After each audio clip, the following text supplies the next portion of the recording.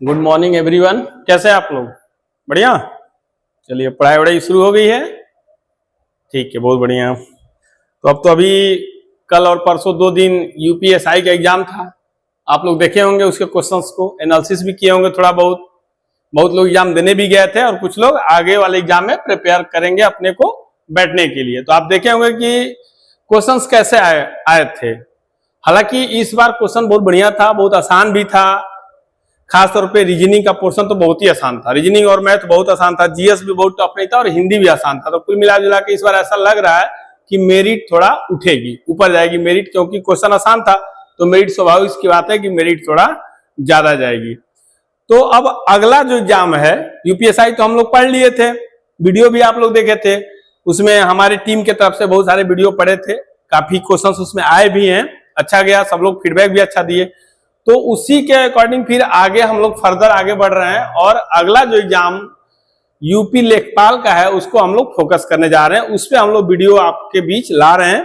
आप लोगों के बीच नए नए वीडियो, अच्छे अच्छे क्वेश्चंस आएंगे ताकि आप लोग अपने को प्रिपेयर कर पाए। तो उसी के क्रम में आइए हम लोग यूपी लेखपाल को टारगेट करते हुए हम लोग क्वेश्चंस को देखते हैं। ठीक है, कोई दिक्कत? जहां कहीं भी दिक्कत होगा आप लोगों को तुरंत बोलिएगा, ऑफलाइन ऑनलाइन जो भी है, जहां से भी आप लोग पढ़ रहे हैं तुरंत हमें बताइएगा, हम लोग की पूरी टीम को बताइएगा ताकि हम लोग उस पर वर्क कर सकें। अगर कोई भी दिक्कत, लिखने में कोई दिक्कत, दिखने में कोई दिक्कत, क्वेश्चन से संबंधित कोई दिक्कत, समझ में कहाँ कोई चीज नहीं आ रही उसकी कोई दिक्कत, जो भी दिक्कतें होंगी आप लोग तुरंत हम लोगों को इन्फॉर्म करेंगे। तो आइए हम लोग लेखपाल के लिए क्वेश्चंस को देखते हैं। अब आइए इसमें पहला जो क्वेश्चन है, लेखपाल के लिए जो पहला क्वेश्चन है वो हम लोग उसको पढ़ेंगे कि ये क्वेश्चन, पहला क्वेश्चन क्या है और उसका एक्सप्लेनेशन भी देखेंगे। जैसे कि पहला क्वेश्चन पूछा आपके बीच दिया जा रहा है, इसको अच्छे से इंपॉर्टेंट भी है, मुगल पीरियड से है कि भारत का सबसे पहला मुगल सम्राट कौन था? भारत का सबसे पहला मुगल सम्राट कौन था? तो कौन कौन बताएगा इसको कि भारत का पहला मुगल सम्राट कौन था? कोई बताएगा आप लोगों में? चलिए हम ही बता देते हैं। ऑप्शन आपके सामने है बाबर, अकबर, शाहजहां, औरंगजेब। तो इसका सटीक उत्तर है, आंसर है बाबर। भारत का सबसे पहला मुगल सम्राट कौन था? बाबर था। अब बाबर के बारे में थोड़ा सा हम लोग जान लेते हैं। बाबर का जो टाइम पीरियड रहा, ड्यूरेशन रहा, जो शासन करने का टाइम रहा, उसके जन्म से लेकर शासन तक, वो रहा बाबर का जो टाइम पीरियड शासन करा 1526 से लेकर 1530 ईस्वी तक। मतलब बाबर सिर्फ 4 साल तक शासन कर पाया था। ठीक है, इसीलिए कहा था कि बाबर को अगर और टाइम मिला होता शासन करने का तो अच्छा शासक बन सकता था। लेकिन इस 4 साल में ही बाबर, कहा जाता है कि बहुत अच्छा शासक तो नहीं बन पाया लेकिन एक अच्छा प्रशासक जरूर बना था। कहां से बाबर आके इंडिया में सोचिए अपना साम्राज्य स्थापित किया, तो इन 4 साल में ही इसने काफी कुछ इंडिया में कर लिया था। मुगल साम्राज्य का पहला सम्राट था। उसने 1526 में पानीपत की पहली लड़ाई में दिल्ली के सुल्तान इब्राहिम लोदी को, कौन था? दिल्ली का उस समय सुल्तान था इब्राहिम लोदी, उसी को हराया था। बाबर का शासन भारतीय उपमहाद्वीप में मुगल साम्राज्य की नींव रखी जाती है। कहा जाता है कि बाबर 1526 में पानीपत के युद्ध में जब इब्राहिम लोदी को हराया, उसी समय से भारत में मुगल साम्राज्य की नींव पड़ी। तो ये था पहला क्वेश्चन। अब आते हैं अगले क्वेश्चन, अगले क्वेश्चन के बारे में।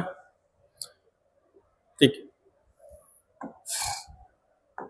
अगला क्वेश्चन देखिए आप लोग। भारत का सबसे बड़ा क्षेत्रफल के हिसाब से राज्य कौन सा है? यहां पे एक चीज मिसिंग है, क्षेत्रफल, मतलब एरिया के हिसाब से सबसे बड़ा राज्य कौन सा है? तो आपके पास ऑप्शन है उत्तर प्रदेश, राजस्थान, मध्य प्रदेश और महाराष्ट्र। यदि हम इसको हटा दें, क्षेत्रफल को हटा दें, तो कंफ्यूजन हो जाएगा।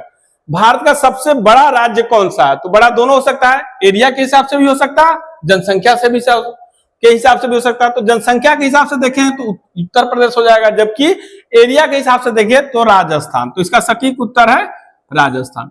इसलिए हम दोनों बता दिए कि आप अगर क्षेत्रफल के हिसाब से देखेंगे तो राजस्थान, जो इस क्वेश्चन में एक्सप्लेनेशन में है, जबकि यहीं पे अगर हटा दें, हम ये दे दें कि भारत के जनसंख्या के हिसाब से सबसे बड़ा राज्य कौन सा है, तो वहां पे हो जाएगा उत्तर प्रदेश। तो अगला क्वेश्चन हम कभी डिस्कस कर लेंगे, अभी इस पे आते हैं। भारत का राजस्थान सबसे बड़ा राज्य है, कैसे? क्षेत्रफल के हिसाब से, जो लगभग 3,42,239 वर्ग किलोमीटर में फैला हुआ है। यह उत्तर पश्चिम में, ठीक है, नॉर्थ वेस्ट में, भारत के नॉर्थ वेस्ट में स्थित राज्य है, जिसकी सीमा पाकिस्तान से डायरेक्ट लगती है। ठीक है, अगला क्वेश्चन।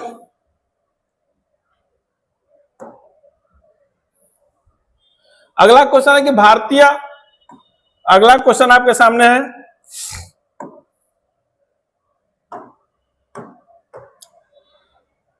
भारतीय संविधान में कुल कितनी धाराएं हैं, कितने आर्टिकल्स हैं भारतीय संविधान में, अनुच्छेद कितने हैं?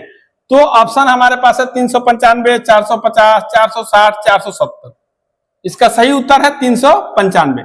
लेकिन ये तब का है जब संविधान का निर्माण हुआ था, उस समय। अभी के एरिया में देखेंगे, इस समय प्रेजेंट में देखेंगे तो लगभग 450 आर्टिकल्स हैं, 450 से ऊपर ही हो गए। लेकिन अभी जो क्वेश्चन आता है वो पुराने फॉर्मेट पे आता है, इसी पे आता है।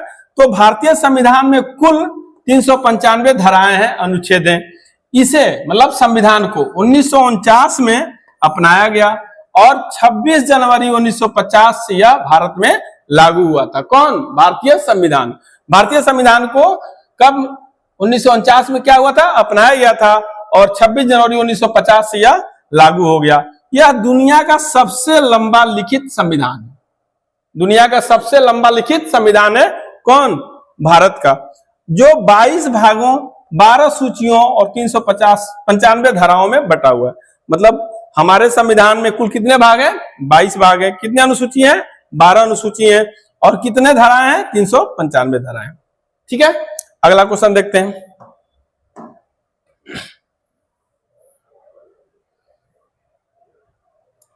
अगला क्वेश्चन है कि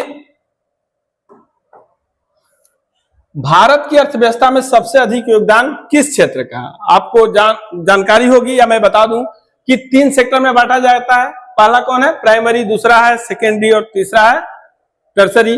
प्राइमरी में कौन सा होता है? कृषि। दूसरे में कौन सा होता है? निर्माण विनिर्माण उद्योग क्षेत्र। और तीसरे में होता है सेवा क्षेत्र। तो क्वेश्चन पूछा जा रहा है कि भारत की अर्थव्यवस्था में सबसे अधिक योगदान किस क्षेत्र का है? किस क्षेत्र का है? तो उत्तर जो ऑप्शंस दिए हैं वो कृषि, सेवा क्षेत्र, निर्माण और खनिज क्षेत्र। तो उत्तर है, इसका सटीक उत्तर है, आंसर है सेवा क्षेत्र। टर्सरी हो गया जो सर्विस सेक्टर है। भारतीय अर्थव्यवस्था में सबसे अधिक योगदान प्रेजेंट टाइम में इसी का है। एक्सप्लेनेशन देख लेते हैं। भारतीय अर्थव्यवस्था में सबसे अधिक योगदान है सेवा क्षेत्र का, सर्विस सेक्टर का। इस क्षेत्र में सूचना प्रौद्योगिकी, आईटी, बैंकिंग, स्वास्थ्य, शिक्षा प्रमुख हैं। सेवा क्षेत्र ने भारतीय अर्थव्यवस्था के विकास में महत्वपूर्ण भूमिका निभाई है और यह देश के जीडीपी में सबसे बड़ा योगदानकर्ता भी बन गया। मतलब हमारे जीडीपी में सबसे ज्यादा योगदान किसी का है तो है टर्सरी सेक्टर, अर्थात सेवा क्षेत्र, मतलब सर्विस सेक्टर का। ठीक है, अगला क्वेश्चन आइए।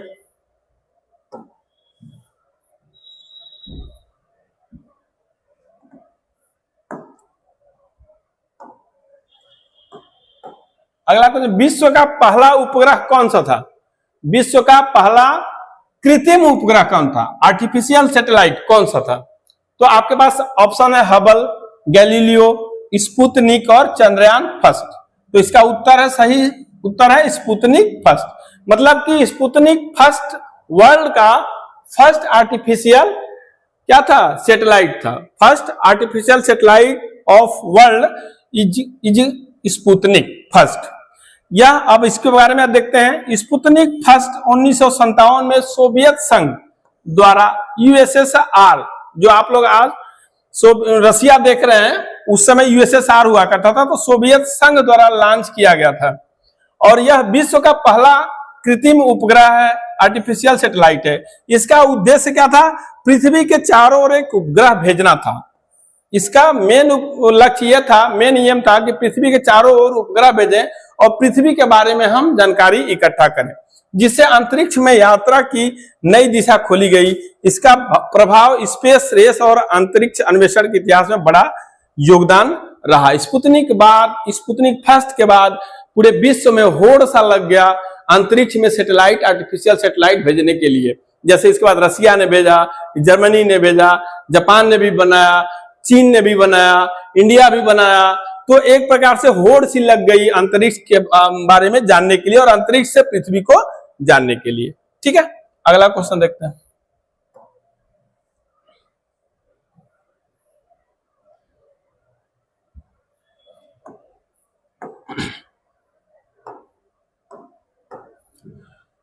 भारतीय प्रधानमंत्री के रूप में कौन सबसे लंबे समय तक कार्यरत रहे हैं? मतलब हमारे देश में अभी तक जितने प्रधानमंत्री बने हैं उनमें सबसे ज्यादा कार्यकाल किसका रहा, सबसे ज्यादा टाइम तक किसने प्रधानमंत्री कार्यालय के रूप में कार्य किया है? तो उसमें ऑप्शंस है जवाहरलाल नेहरू, इंदिरा गांधी, नरेंद्र मोदी, अटल बिहारी वाजपेयी। तो इसका सटीक उत्तर है जवाहरलाल नेहरू। पंडित जवाहरलाल नेहरू ने 15 अगस्त 1947 से लेकर 27 मई 1964 तक भारत के पहले प्रधानमंत्री के रूप में कार्य किया। उनका कार्यकाल 17 साल का था, जो आज तक किसी भी प्रधानमंत्री का सबसे लंबा कार्यकाल है। ठीक है, अगला क्वेश्चन देखते हैं।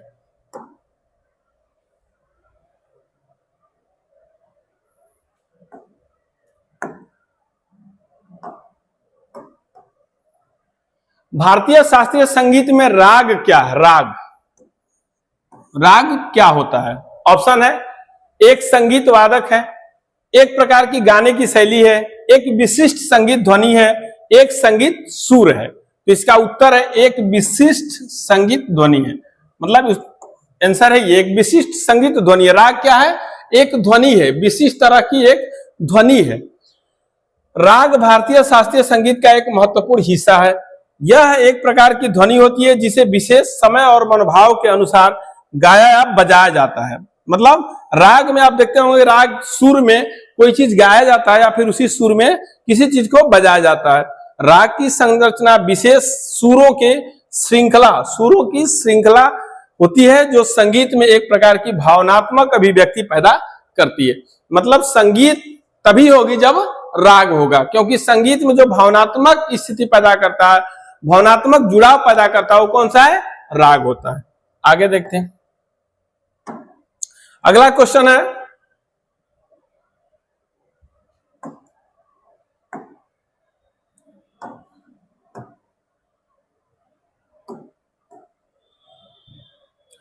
भारत का स्वतंत्रता संग्राम किसने शुरू किया था? भारत का स्वतंत्रता संग्राम किसने शुरू किया था? हालांकि इसके पहले भी ये ऑप्शन आपके पास है, महात्मा गांधी, सुभाष चंद्र बोस, भगत सिंह, लाला लाजपत राय। तो उसका सही उत्तर है महात्मा गांधी, ऑप्शन ए।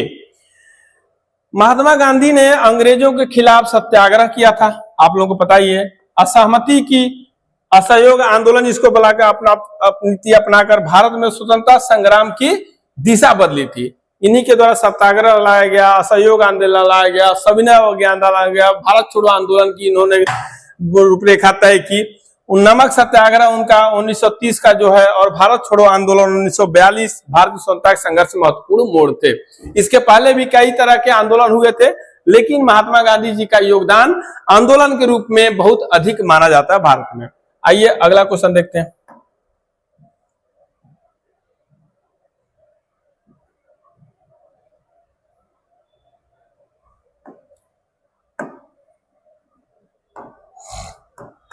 अगला क्वेश्चन है कि भारतीय संविधान की किस धारा में, किस आर्टिकल में, किस अनुच्छेद में राष्ट्रपति के चुनाव की प्रक्रिया दी गई है?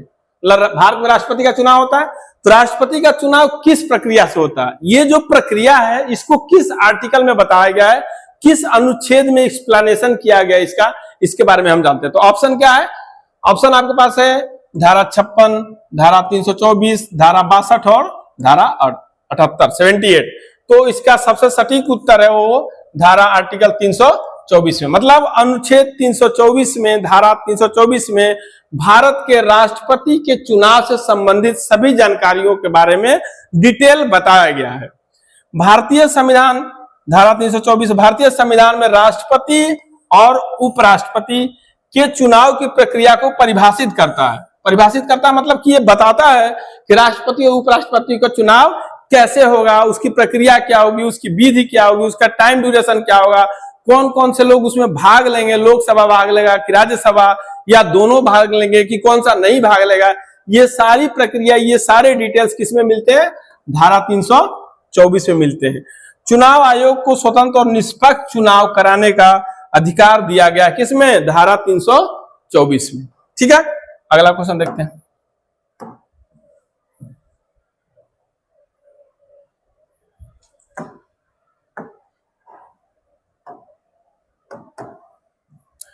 भारत के पहले वर्टिकल लॉ फेडरेशन की स्थापना किस राज्य में की गई है? भारत का पहला वर्टिकल लॉ फेडरेशन कहां पे स्थापित हुआ था, किस राज्य में हुआ था? आपका ऑप्शन जो दिए गए हैं ए उत्तर प्रदेश, बी गुजरात, सी महाराष्ट्र और डी दिल्ली। डी है दिल्ली या नई दिल्ली। तो आंसर इसका क्या है सटीक? नई दिल्ली में। ठीक है, तो भारत में वर्टिकल लॉ फेडरेशन की शुरुआत दिल्ली में हुई थी। कहां हुई थी? दिल्ली में। इसका उद्देश्य ऊर्ध्वाधर मतलब वर्टिकल और क्षैतिज मतलब हॉरिजॉन्टल तरीके से कानूनों के अनुपालन को सुनिश्चित करना है, जिससे कानूनी कार्यप्रणाली को और अधिक सशक्त बनाया जा सके। मतलब भारत के जो कानून हैं, जो कानून व्यवस्था, जो विधि है, जो लॉ है, उसको कैसे हॉरिजॉन्टल और कैसे वर्टिकल लागू किया जाए, उसको कैसे सही तरीके से इंप्लीमेंटेशन हो, उसका गांव तबके तक, नीचे पंचायती राज तक उसका पहुंच हो, ये कहां पे हो? वर्टिकल लॉ फेडरेशन के माध्यम से किया गया था। कब था? दिल्ली में, ताकि ये फेडरेशन देखे कि भारत में कानून व्यवस्था की क्या स्थिति है। ओके, आते हैं अगला क्वेश्चन।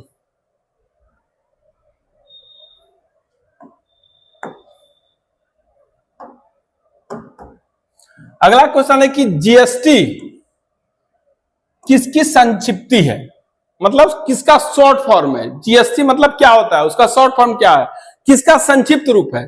तो आपके पास ऑप्शन है global sales tax, goods and service tax, goods and standard tax, general sales tax. तो सही उत्तर है इसका B, goods and service tax, GST.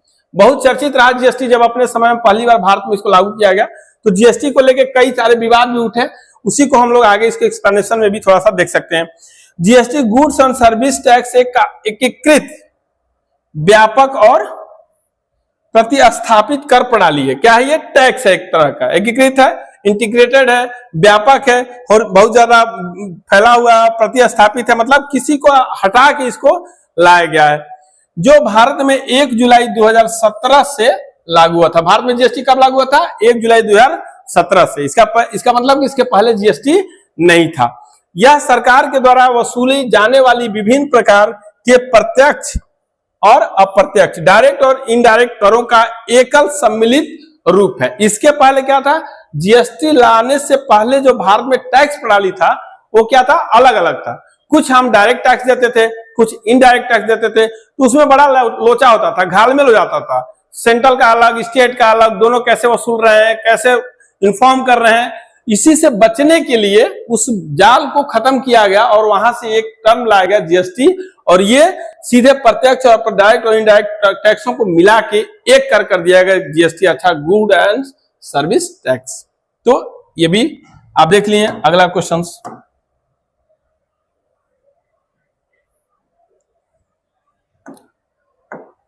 अगला क्वेश्चन हम लोग देख रहे हैं कि डीएनए का पूरा रूप क्या है। ये भी कई बार क्वेश्चन में पूछा हुआ है एग्जाम में, और इस क्वेश्चन को आगे भी पूछ सकता है क्योंकि बहुत इंपॉर्टेंट क्वेश्चन है। डीएनए का फुल फॉर्म क्या है? तो पहला ऑप्शन है dynamic nucleic acid, deoxy nucleic acid, double nucleic acid and direct nucleic acid. तो इसका सही उत्तर है डीऑक्सी न्यूक्लिक एसिड, अर्थात डीएनए डीऑक्सी न्यूक्लिक एसिड एक जैविक अणु है जो जीवों की आनुवांशिक जानकारी को संग्रहित करता है। अर्थात ये हमारा जेनेटिकली मॉडिफाई है, जो हमारा जेनेटिकली जो जीव है हमारे अंदर, आनुवांशिक जिसको बोलते हैं, उसके बारे में हमें जानकारी देता है। और डीएनए जांच से पता चलता है कि हमारे माता पिता के बारे में पता करना हो तो हमें यही जांच होता है, डीएनए जांच होता है। क्यों? क्योंकि वो जेनेटिकली ये बता देता है कि वो जो हमारे अंदर जो जीन है वही जीन आपके पिता या माता में था, को संग्रहित करता है। यह अणु सभी जीवित प्रणालियों की कोशिकाओं में पाया जाता है। यह अणु सब में पाया जाता है, जो भी जीवित होगा, जो लिविंग थिंग्स होंगे उसमें सभी में ये जीव पाया जाता है, ये अणु पाया जाता है और जनन तथा विकास की प्रक्रिया नियंत्रित करता है। और यही जनन, यही फर्टिलाइजर और उसके विकास डेवलपमेंट की प्रक्रिया को भी ये नियंत्रित करता है। तो इस तरह ये भी क्वेश्चन खत्म होगा। और इस तरह आज हम लोगों ने लगभग 12-13 क्वेश्चंस आपके सामने डिस्कस किए, देखे भी। तो आप लोग इस क्वेश्चंस को देख के समझ गए होंगे कि क्वेश्चंस का स्टैंडर्ड क्या है। और इसी तरह के और भी क्वेश्चन आपके सामने लाया जाएगा, बल्कि आपको बताया जाएगा। लेखपाल के लिए आप लोग निश्चिंत रहिए, जितना मैक्सिमम हो सकता है हम लोग अच्छे से अच्छे क्वेश्चंस आपको देंगे, ताकि उसमें से ज्यादातर क्वेश्चन आपके एग्जाम में आ जाए और आप लोग कर पाए। क्योंकि हम लोग का जो मोटिव है वो यही है कि ज्यादा से ज्यादा सिलेक्शन दिलाना। तो आज इतना ही, फिर हम आपसे कल मिलते हैं। इतना के लिए धन्यवाद। थैंक यू, गुड डे, नमस्कार।